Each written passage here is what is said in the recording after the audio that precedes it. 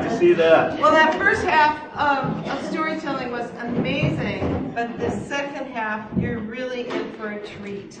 That's right. I mean, hold on. It's all good. It's all good. Wow. It's all good. Our first teller. Our first teller tonight is After the break. Diane Ponti. Yes. All right. Whoever's here to see Diane, raise your hand. All right. All right. Woo! Now, we just want to ask you, after Diane tells her story, if at all possible, to stay for the entire second half. All right, without further ado, please join me in welcoming Diane Ponti.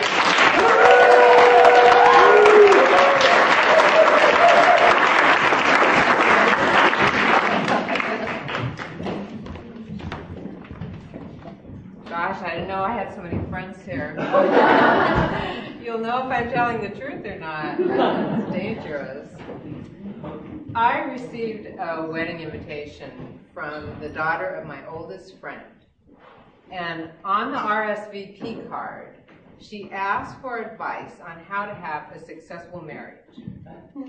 I wrote back, never ask for advice on how to have a successful marriage from someone who's been married 4 times. 4 times. See, you have a different impression of me now. I would. I think of somebody who's been married 4 times, and I think of Zsa Zsa Gabor, Elizabeth Taylor. I asked my friend Lily what image comes to her mind when she hears someone's had 4 marriages. And without missing a beat, Lily said, trailer trash.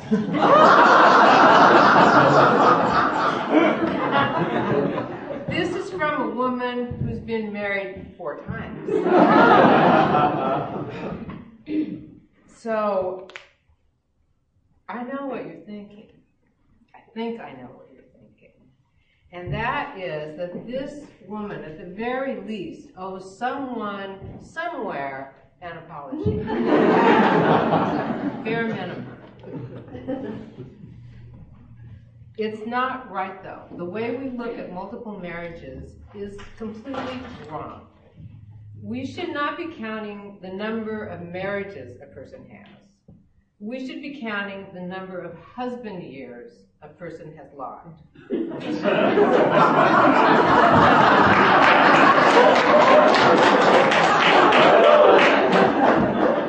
Think of it like dog years. The question should be, 4 marriages? How much is that in husband years? By my calculation, I've been married in husband years 85 years. At least that's the way it feels. Now, if the world doesn't choose to adopt my husband year formula and wants to stick with the chronological counting, then I've been married almost 40 years, which sounds way more respectable than I've been married 4 times. So how did a girl from Aloha, a nice girl from Aloha, end up with 4 husbands? I can answer that question in one word: serendipity. Serendipity, a talent for making unexpected discoveries by accident, happy accidents, or when you're not looking for it. I kind of messed that up, but you get it. Yeah. You got it. You got it. The word serendipity comes from a Persian fairy tale called 3 Princes of Serendip. Now, you might think in my case it should be 4 princes, but actually 3 of my 4 husbands were princes, and 1 was kind of a frog. He's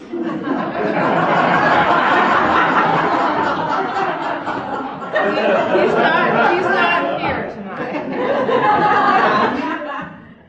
I met my first first husband when I was 22.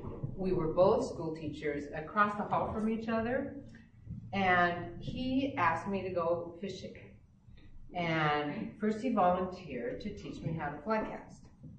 And so the next day I was in his backyard, and Jim had the fly rod, and he was showing me how to do it, and I was standing on the other side of the yard, and it was one of those amazing, fabulous Oregon days that if people from other parts of the states came, they would all move here that day. It was gorgeous. And the sun behind him, and he was casting this rod, and he was so filled with joy and passion. He loved fishing. He was adorable. I mean, he was adorable across the hall from me, but in the backyard with that fishing rod, he was really adorable. And I swear to God, I heard a voice inside my head that said, "You're going to marry this man." And 4 months later, we got married. It was like a Wednesday after school. I came home the usual time. I got there before he did because I wanted to get ready, which consisted of vacuuming the carpet. He had the ugliest shag carpet ever. And I vacuumed the carpet. We had this little tiny, he and I and the judge and somebody else wedding. No food, no cake, nothing. And we got married. And the next day we were back in the classroom, each one of us in front of a room full of 8th graders. 9 years later, through a series of bizarre coincidences and mostly dumb luck, I went from being a school teacher to a bondbroker, which was also a transition that involved a great deal of serendipity, but that's another story. I was not qualified to be a bondbroker. I was from Aloha, and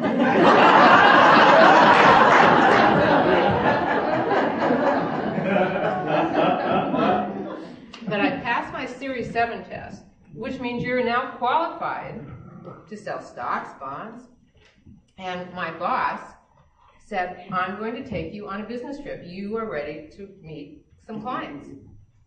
And we'll start with 3 bank presidents." And I said, "Oh, I'm not ready for that." He said, "No, they're small banks, okay?" So he set it up, and we went, we headed southbound on I-5, and the first bank we stopped at was in Woodburn. And I met the president of the bank there, and his name was Spike. And then, I know, his real name was Homer, but he went by Spike.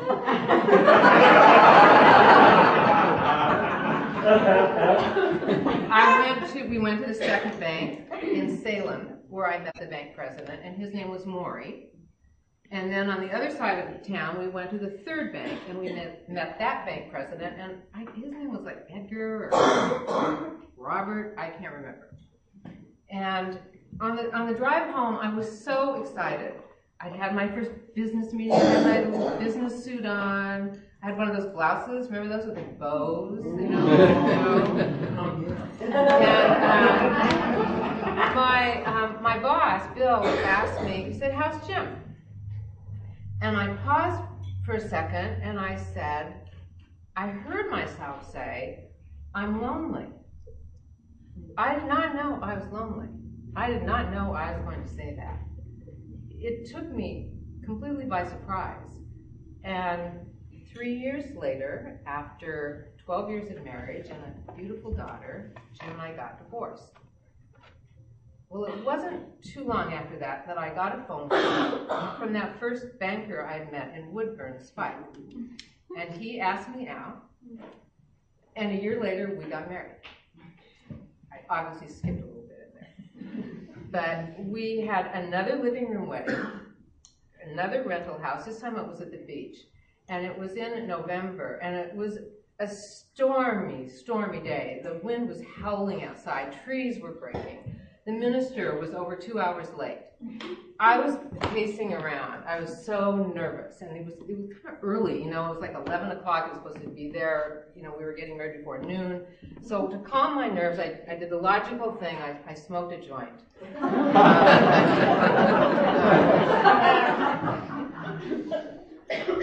You know, but I wasn't really smoking that joint to calm my nerves.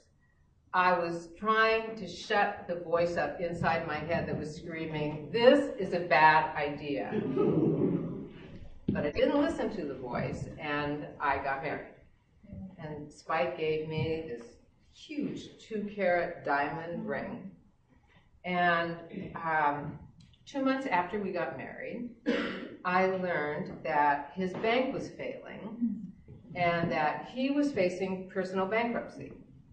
And he came home one day and said, I need you to meet my lawyer for this bankruptcy thing. And I said, why? What do I have to do with your bankruptcy? And he said, well, he needs you to guarantee his fees. I said, we just got married. I don't even know you.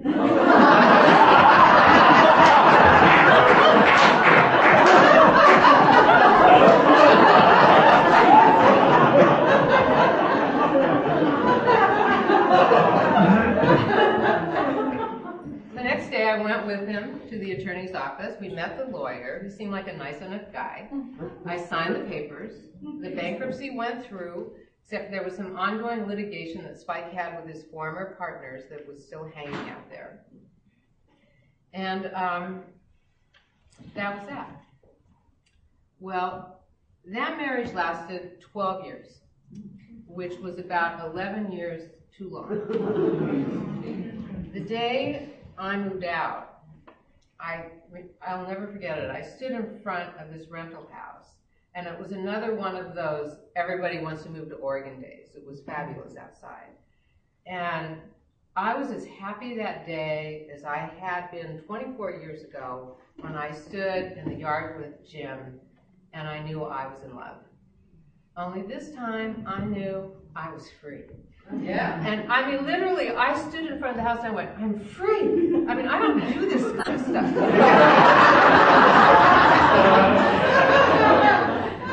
And, you know, that marriage, like I said, lasted 12 years. But I swear to God, in husband years, it was closer to 50, maybe 60. And the 2-carat diamond that I had received from him, from Spike, that turned into brand new patio furniture. Well, it wasn't very long after that I got a phone call from the second banker that I had met in Salem. His name was Maury.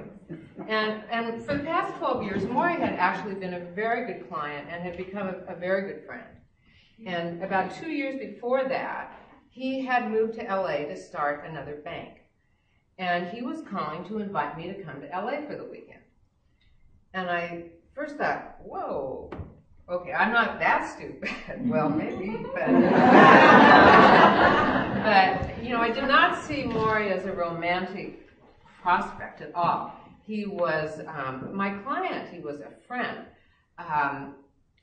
I didn't want to risk a friendship. And Maury was 12 years older than I was. He did not look like a banker. He looked more like a gangster. But I thought, I'm free. And why not? What's a weekend? So I go to LA for the weekend. And that was the beginning of this grand slam, amazing romance. I can't begin to tell you how much fun I had with Maury. It was something else. Maury really was a prince. And 2.5 years of courtship, flying back and forth to LA, and we were in Venice. And St. Mark's Square, Maury got on one knee and he asked me to marry him. And 2 weeks later, Maury was diagnosed with colon cancer. A month after that, we got married. Time was of the essence here, and we didn't have the luxury of time. And for our wedding rings, we went to Walmart. And actually, I was driving around the parking lot in Walmart, because there was no place to park, because this is LA. Maury is inside Walmart buying our rings. I think one of them cost $15, and I think one cost $7.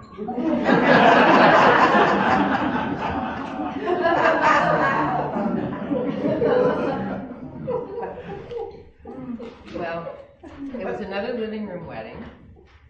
this time in Palm Springs, and it was really lovely. It really was. 4 months after that, Maury was gone. I moved back to Portland. Wasn't looking for another man. I don't know what I was looking for then. But I went, that summer, I went on a driving trip with my girlfriend, Jan, through the Sawtooth Mountains. And I got a phone call from Spike's attorney.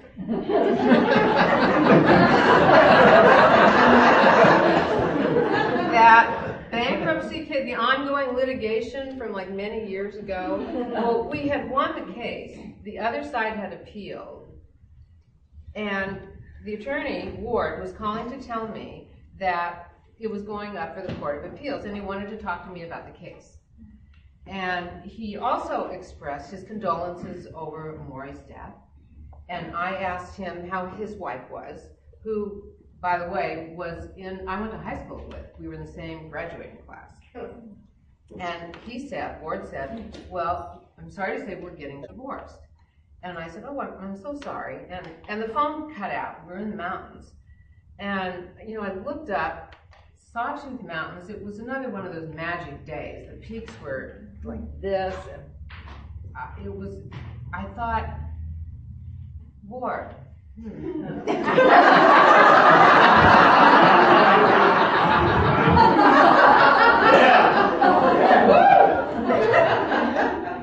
I really wasn't sorry he was getting a divorce, I realized. And I turned around. I'd gotten to know Ward over the past 15 years. After I met him, when I signed those papers in his office, on various other business dealings. And I was always impressed with how professional he was. He had such great integrity. He had a wonderful sense of humor. And I turned to my friend Jan and I said, this guy's really a good man. But I knew that he would never see me as anything but a client. He was too professional. Unless his integrity got dented just a little bit, I was going to always be a client. And you have to remember, I was a bond broker. I did have some sales skills within me. And so I schemed a little bit, or kind of figured out a little strategy. And I waited till we dropped down, and I get cell phone reception again, and I called him back. And I said, you're right, Ward, we need to get together and talk about this case. How about lunch? And he kind of paused and he said, well, okay. Well, he clearly wasn't getting it. And so I had to step it up, and I said, or we could have drinks after work. Well, there was a long pause. I could almost hear the wheels turning. And I was holding my breath because I didn't have a step 3 here in the plan. And he finally said, okay. He got it. I could tell he got it. Well, we started dating, and not too long after we started dating, Ward, being the professional that he is, called Spike, because Spike was still his client too. And he called Spike to tell him that he was dating his ex-wife, i.e. me. And Spike said, well, I can't say I'm surprised. And Ward said, well, I was. Why weren't you? Why aren't you? And Spike said, well, several years ago when you were single, I tried to set you up with my sister. And I asked you what kind of woman you were looking for. And you said, I don't know, someone like Diane.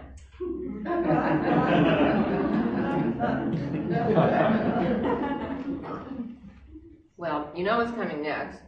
Ward and I dated for 2.5 years, and then we got married. This time, we did not have a living room wedding. We have a friend who's actually here tonight, belongs to this lovely country club, and we rented this fabulous room.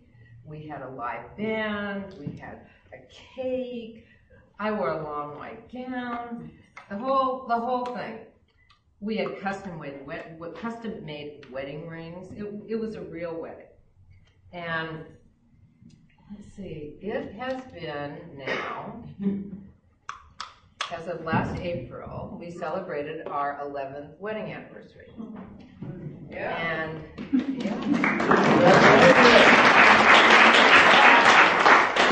I have to say that Ward and I are really good with each other. We get each other. The last 2 years on our anniversary, we've given each other exactly the same anniversary cards. So, you know, on reflection, I do have some advice for someone who's thinking of getting married. There's that happy accident where you found each other, that serendipitous moment. Then the real adventure begins. You get to open your heart to love. And that means taking the risk of losing love. The cliche is right. Love is the triumph of hope over experience. And love's worth it. But I have to say, I can't end there. I have to say that this is my absolute last, I swear to God, last marriage. This is it. I found my man, and he's a sweetheart. But I don't want Ward, who's in the audience, to get too cocky.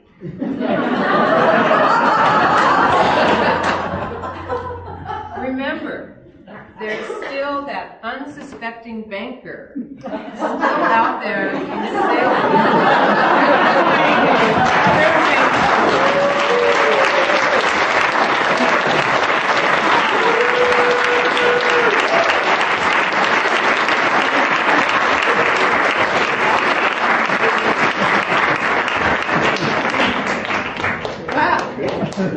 Husband years, don't you love that? Yeah. Yeah.